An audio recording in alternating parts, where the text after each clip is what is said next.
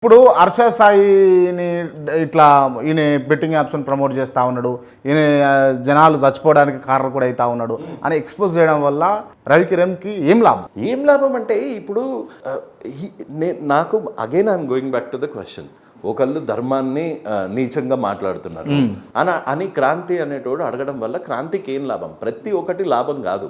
నాకు 43 ఏళ్ళు బ్రదర్, 43 ఏళ్ళు. వీళ్ళకన్నా ఫేమస్ అయ్యి లేకపోతే ఫేమస్ ఉన్నోని టార్గెట్ చేసి నేను ఇప్పుడు ఏం సినిమాలలో హీరోలాగా గాను లేకపోతే ఇప్పుడు నేనేం మళ్ళీ పెళ్లి చూపులకి వెళ్ళట్లేదు, లేకపోతే నేను ఈ యూట్యూబ్ చిల్లర్ పైసల మీద బతికేటోని కాదు. I clear? Okay, I clear? నా ఏ యూట్యూబ్ ఏది మానిటైజేషన్ కూడా చేయలే, మానిటైజేషన్ కూడా చేయలే. ఇక్కడ వరకు వచ్చింది నా కష్టార్జితంతోనే.